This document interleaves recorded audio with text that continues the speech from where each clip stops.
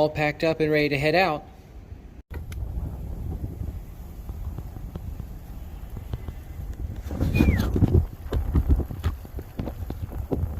Well and truly on the outskirts of the city now.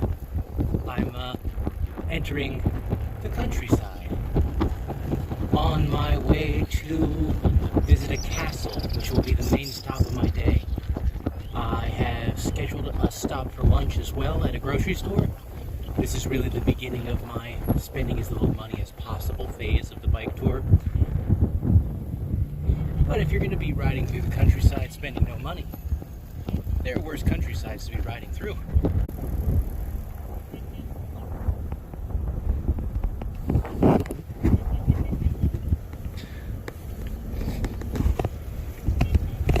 The bike continues to roll quite nicely, although my chain is a little bit dry. I think I'll perform some preventative maintenance at some point tonight. Moving on.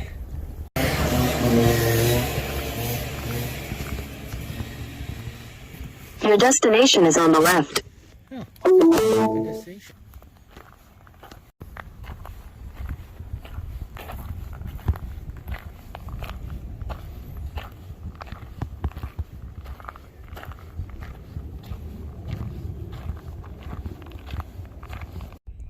I'm standing in the remains of the Breton Road Castle, a 14th century brick castle in the countryside of the Netherlands just outside of Haarlem.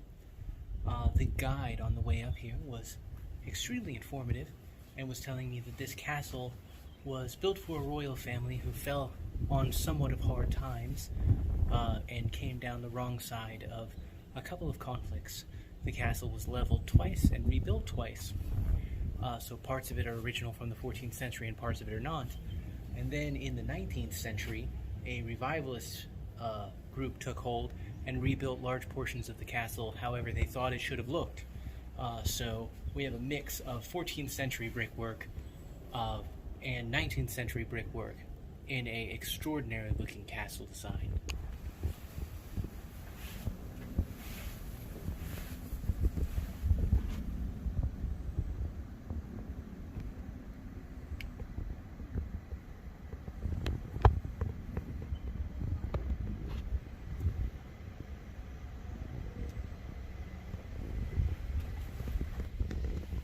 And if you're coming to Haarlem, it's worth a stop. Here you can pretty well see the transition between the old brick and the new brick. 19th century, 14th century. And that's the whole castle. Well, parts of it at least. It's hard to say. They just don't know.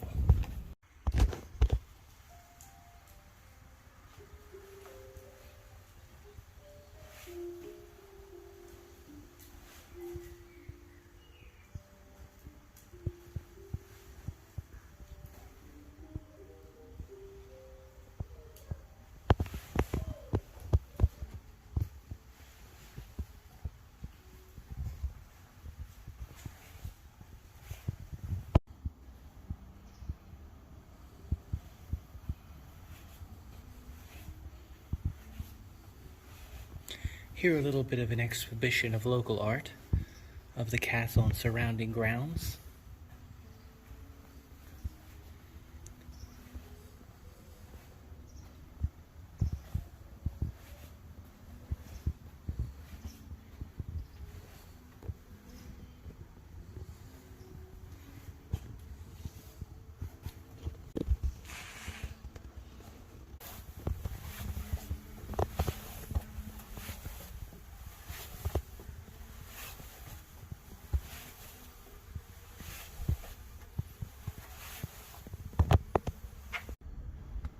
Apparently these are a somewhat rare flower that grows usually only in these ruins in this area. I'm standing on the roof of the tallest tower at the moment. It is a square parapet with fine slated roof on the belfry. And you can see down here some of the more restored section.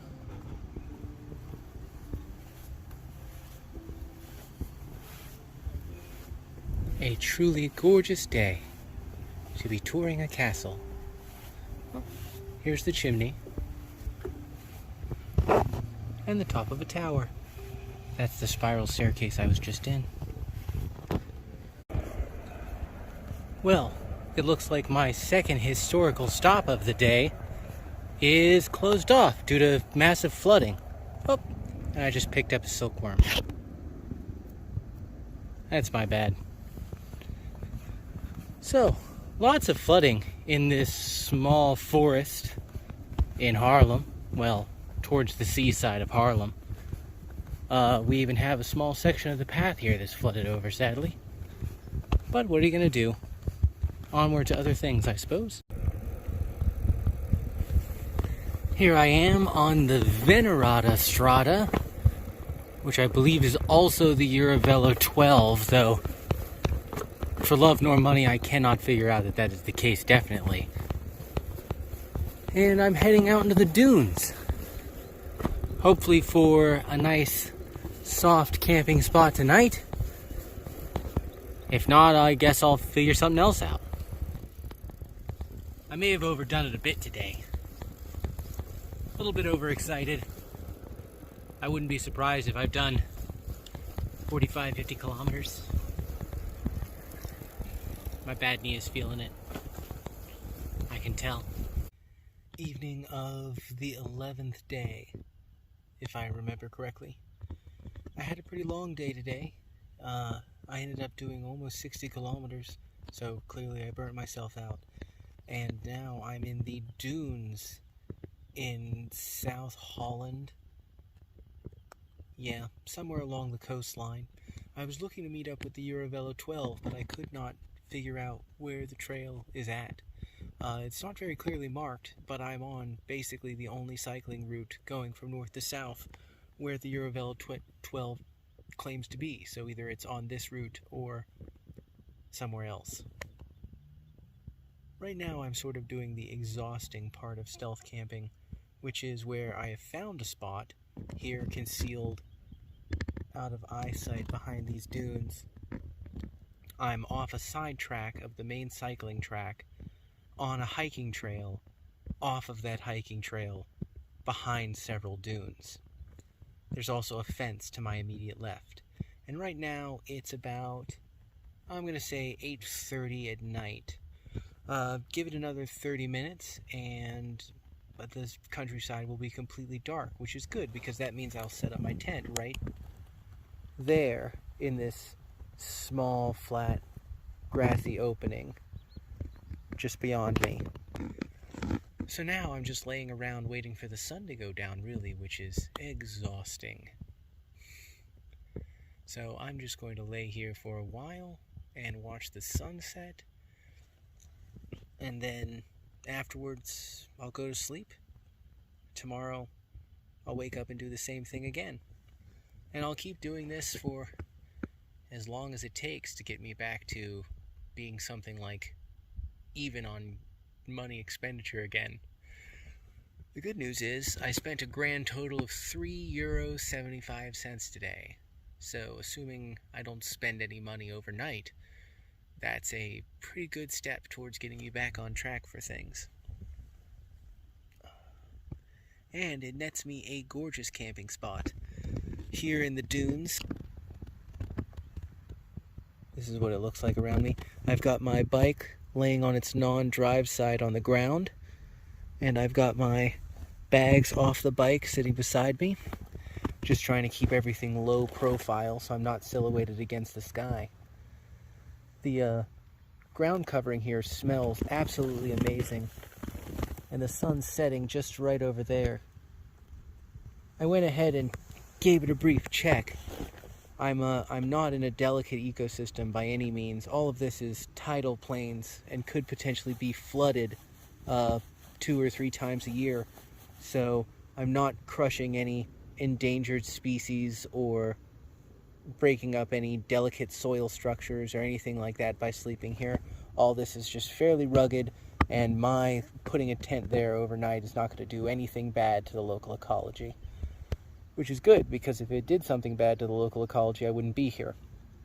I also crossed 2 or 3 signs, one of which I'm almost certain of, said that camping was allowed in this general vicinity. But of course, I don't read Dutch, so it might have said, erect tents at your peril, or something of that nature. But I'm going to do my best, and that's really all I can be expected to do.